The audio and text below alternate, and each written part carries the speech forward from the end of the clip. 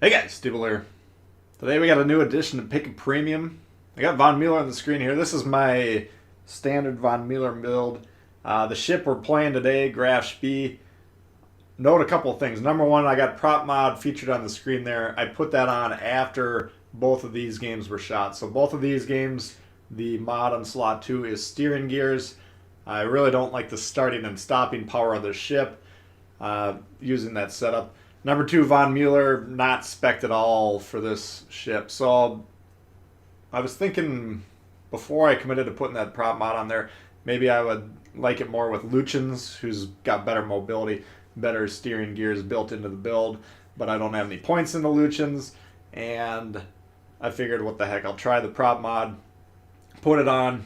Steering suffered, of course, but it's doable. Now, I'm a better cruiser player now than I was when I bought this ship a long time ago and set it up. So maybe if you're just starting out, steering gears is going to help you protect yourself a little bit more. But if you're starting and stopping a lot, you're going to be pretty slow in the uptake. Pick a premium. This is the ship you guys voted for last time. If you want to vote in the comments down below, just pick any premium you want me to see cover.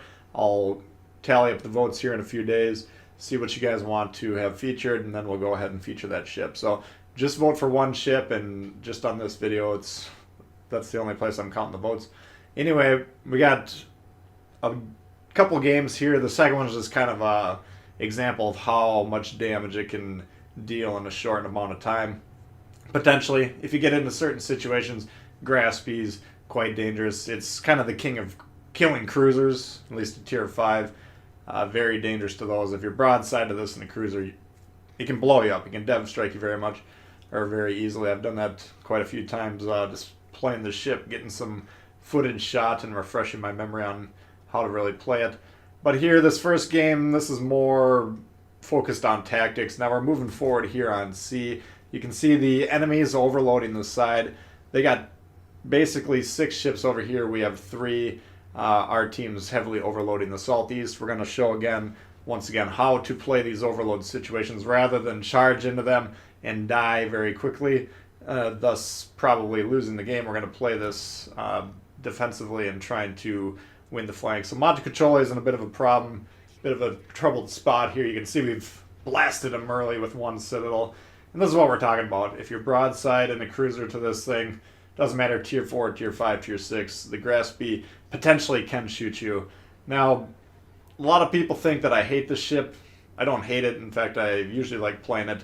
But what I don't like about it is the inconsistent guns. Sometimes you fire you pull the trigger, the salvo goes off, you get a nice tight grouping, and that's the type of shot that's going to sink those cruisers. Sometimes you pull the trigger and it looks like you got Deutsche Dewey manning the guns, and that's after a night out with Celiacs on the town. So you never really know what you're going to get until you see the shots flying through the air. Because of that, it's a little inconsistent in its offensive punching power. A little bit frustrating to play. The highs are high, the lows are low with this thing. But if you can deal with that, it's usually pretty fun to play. The problem you get into this thing is due to the mobility and the guns, it's very easy to kind of lose sight of the fact that you're actually in a cruiser. This thing can get wrecked pretty easily. If you got cruisers punching you through the sides with AP, if you got battleships, you're going to have trouble angling against battleships really from any angle. So you got to be very careful about taking shots. If you're very focused on your angling, you can protect yourself, but even when you're steeply angled, sometimes you'll take a wicked salvo from a battleship and kind of wonder to yourself, damn, how did that go in? There's an example there, like that salvo went all over the place. We had 3 or 4 misses and then, one Citadel on the Pensacola. So sometimes that's what you're going to get, but it's kind of how it works with a lot of the German ships in this game. So anyway, we got rid of the Montecuccolo there. The Pensacola got wiped out behind us. So we're doing pretty good here. In fact, they've killed 1 ship down south of A on their overload. We've actually killed 2 over here despite being outnumbered, and they haven't yet whittled us down. So we're doing a pretty good job slowing them down. The goals when we're on the overload side, number 1, position yourself so that you can get out of there. You can see we're pointed away from the enemy, and we kind of have an escape route. Now we got to keep an eye on the Warspite. You see that battleship to the left that we're not aiming in on? That's the Warspite. He's the most threatening one. He's trying to go, he's trying to take a pass so that he can get some flanking shots, blast us in the sides, take us out of the game. long term, that's kind of the most important thing for us to be watching. But right now, because of this island between us and him, he can't really do much. So essentially, at the moment, we got kind of a 1v1 versus this AO, but he's coming around here. He turns in, angles hard there, and you can see all those bounces. Now we have 283 caliber guns on these things, so they can rip through a lot of things, but ships like the AO, but a lot of the cruisers, I think, can bounce these shells pretty well. I've seen some shots against like a Montecuccolo. It might be in the next game that we show, punching through the nose. It's always tough to tell if you're hitting through the deck or whatever, but I wouldn't necessarily count on all cruisers, especially the really lightly armored ones, being able to bounce these guns, but a lot of them can. So if you got a Graf Spee and you're in the cruiser, just kind of try and play defensively, try and protect yourself. You can stay alive there. Because of that threat, because he's playing pretty well, we want to kind of stay away from him. We got a Dallas supporting us. The Dallas gets blasted pretty hard. He's pretty low HP, so he's going to back up. I'm going to get a little frustrated with him because this AO was basically broadside to him, and I keep seeing salvos going over there, and it doesn't seem like much is really happening. So a little frustrating here. We are, of course, dramatically outnumbered. We got 3 ships that can shoot at us right now, and the Warspite's looking to come over here and give us the old coup de grace. So we got to be very careful here. Unfortunately, due to the low HP of that ship, he's not really able to commit too heavily to supporting us. So maybe I should have been moving away from this position a little bit earlier. I'm still trying to catch this Warspite on an ambush. You can see we've been watching him very carefully, waiting until he comes around there, getting the torps off. But, the chance to hit someone with torps often does not equal the best play, just because that play is present doesn't mean, if we're taking a lot of damage, trying to set that play up, maybe the value of that play goes down as time goes on in that situation. So looking back, watching this replay here, I'm thinking to myself, maybe just number one, due to the fact that we're getting kind of swarmed. Number two, we're not getting a lot of support currently. Should have been disengaging a little bit earlier. Aoba dodges the torps. Warspite dodges the torps. We got Texas and something else. Bayern down there. They all have access to the broadside. So this is a very poor position in this point in time. Luckily, Dallas comes through there, finishes that Aoba off. That gives us a little breathing room. I think the battleships that have access to the crossfire, the Texas and the Bayern down there, doesn't seem like they're paying attention to us because we're still alive. If they were paying attention to us, of course they'd be shooting us in the sides. We'd be sunk. So watch as this sequence begins. We got about just shy of 10,000 HP, 68,000 damage. Now, this is a Warspite. He can load AP. He can hit us and sink us, pretty easily. If I was in that Warspite, I would expect maybe 2 or 3 salvos it would take to sink this thing. You might be able to do it in one, but it shouldn't really take that long. But keep an eye on the ship, keep an eye on the diagram at the bottom. Keep an eye on the movements, what we're trying to do here. We're dodging. Now keep in mind, once again, I said we have the steering gears on this, so this Graf Spee is a little more dodgeable than how I'm currently recommend setting it up. But, this is kind of the principle of this kiting technique here. And look at what the play is actually accomplishing. Right now they do have a guy in C, right, in that Texas, and we're going to be trying to help out here. We're angled against the Warspite behind us, trying to protect ourselves from them. But teammates piling on the Texas, we fire off that shot into the broadside, and that's going to finish him off. So look at conceptually on the map what happened here. This Warspite, along with, it was a squad of 6, basically a fleet of 6 ships that overloaded the Cap C, and due to the defensive play of myself and my teammates, what happened? We got A, we got B, we tied up C, we whittled down the players attacking C, and we've actually pulled this Warspite all the way around C so that he's not even contesting it. So their overload side, they're coming away with no cap and no hope. Whereas we, by playing slowly, by playing with the eye of getting out of there, kiting away like we're doing right now, sailing away from the enemy as we're engaging them. These were all kind of plays that we had in mind going into that situation. Once we determine we are on the enemy's advantageous side, we employ these tactics. We allow our teammates that are on our strong side to, kill everyone over there trying to defend who wasn't playing defensively. You can see they have one ship that's actually kited all the way to the eastern side of the map now, but nobody in my team's following him, so that's an inconsequential play. In fact, he needs to re-engage and get back in the fight. But because this Warspite's following me around, we've actually dragged him away from relevancy, and that's a huge loss. If you come away with your overload, you got 6v3, you don't even get the cap, you don't kill all those ships, that's a major blow. In fact, you're not going to win that game. So that's kind of the idea with these type of games here. And we're down to 1,000 health. We started with about 9,500, give or take. We're up to 85k. We're still going along here. We're still trying to pull the ship in. Now I'm trying to pull him in a position. He's clearly dedicated in his life to sinking me at this point in time. But we're pulling him along here, and now we're getting into a situation where our teammates have shots into his side.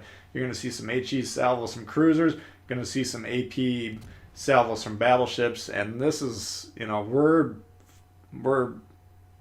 not forcing him. I don't want to say forcing him, but we're kind of tricking him into making a mistake positionally because, World of Warships 101 don't get shot in the sides. This guy wasn't in position to get shot in the sides. In fact, he's been chasing us angled pretty well. But because he's dedicated his life to following us, now he's got people that have access to his sides, and he's going to go down very quickly. So we talk about it a lot on the channel, but I also get questions constantly. How do I handle it when my team abandons flanks or if they get wiped out on the side? It's very frustrating. Very easy to throw up your hands and say, oh, this game is over. Let's just make an aggressive move, see if we can get something cool to happen, and then we'll load up the next game. But if you can stay focused, if you don't get too frustrated, and then try and play defensively, try and pull them away from the objectives, pull them into your teammates, pull them into compromised positions where they're going to get crossfired. These are the things that'll really stop the advantages that the enemy has with their overload. So if you want to pull back and view it conceptually, what are we doing? If we're 3v6 and we push in aggressively to them, 6 ships beats 3 ships. That's how this game works. But if we're 3v6 ships, the other option that you see a lot of times is we're just going to turn tail and run without doing any damage, without slowing them down. Then they get the cap, then they get the flanking shots on your team, and the game's lost as well. So we find the middle ground between those. We don't rush in, we don't turn tail and run, willy-nilly, but we engage while sailing away, slowing them down. We don't want to sail off, full speed. We only move away from them when they're forcing us. But eventually, they're going to overload you because they have the 6v3. They'll push you back, but you keep going along, and those are the results. So pretty cut and dry, but it's kind of an unfamiliar tactic because most shooters, you just bump into the guy next to you and then you shoot him. This one, the engagements take much longer, so by extending the fight like that, that's how you get the advantage. Anyway, here we got a game on Haven. Now this one's only 5 or 6 minutes, but the last one, we saw some juicy cruiser shots. I just wanted to throw this one in there because this is more indicative. Now, Graf Spee is not like a huge damage per minute type of a ship. It's very, you only have 2 turrets, a couple guns. So you're not going to get a lot of barn burners in this one, but this is one of those games where if you can get into these positions where you happen to get access to a lot of broadside cruisers, you can really wreck the enemy team pretty quickly here. This guy spears me and then he's stuck broadside, so if that happens, just slam it in reverse like you did. You don't want to be broadside like that. We got a couple of Omahas over here. We got a Warspite behind them. As we saw last game, Warspite's not the ship we necessarily want to be pushing into, so we're going to be trying to get towards this island. In fact, that's the play I was trying to make early on. We could have covered both halves of the map from this position, but we were slowed down a little bit, so we might take some damage here. But here we're going to see some of this punching power. This is like the Joe Frazier left hook of the cruiser world here. Omaha's going down. We almost one-shot him there. Yes, you're going to get a lot of dev strikes with this thing when you're shooting cruisers, especially if you're in these tier 4 games where you got Omahas, you got Königsbergs, things of that nature. Emeralds, these ships will all blow up if you're hitting them with, the well-grouped cells. Like we said earlier, sometimes you'll pull the trigger and you're like, whoop, didn't do much damage there. In fact, we didn't hit anything. Sometimes you get those nice, tightly grouped shots and they blow the cruisers up. There you saw, we said torps down there too, and got a couple hits there a moment ago. Still want to be pushing in here. We had a Montecacholi. He just dropped the smoke. A lot of planes flying around, and I'm noticing the AA isn't that great on this. We'll see if they change the AA stats once the carriers come out, but eventually you'll shoot the planes down with this thing. It doesn't seem to be the greatest in terms of AA, but who knows. I haven't really paid that much attention to the AA until recently, trying to keep an eye on it.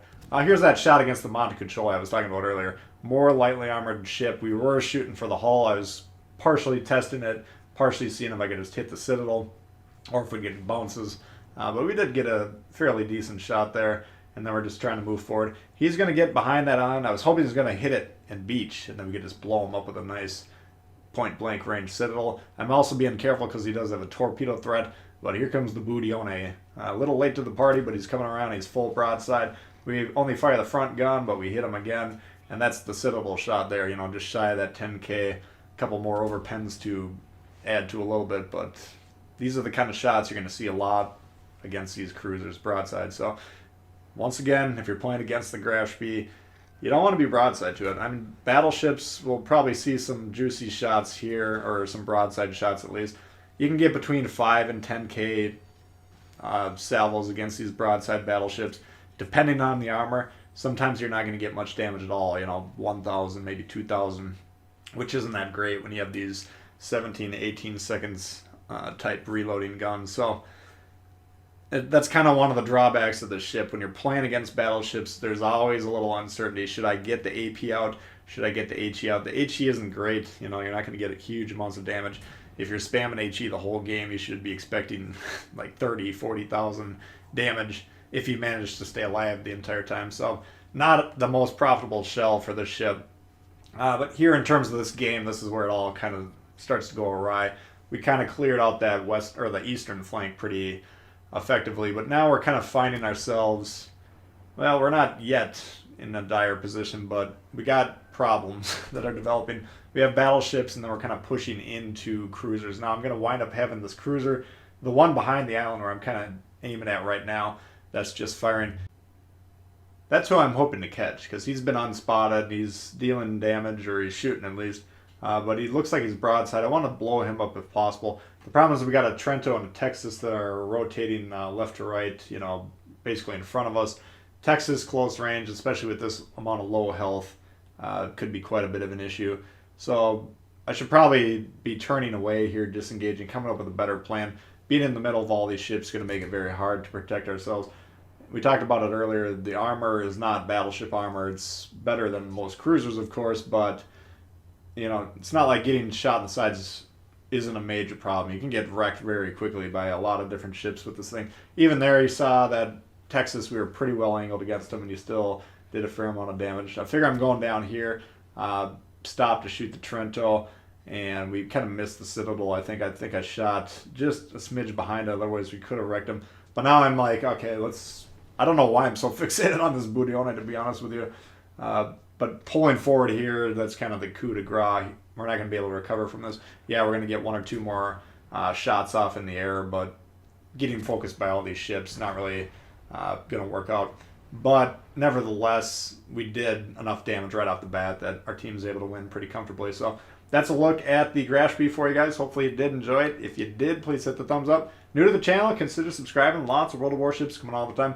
Questions, comments, and leave your votes in the comments below, and we'll see you later. Peace.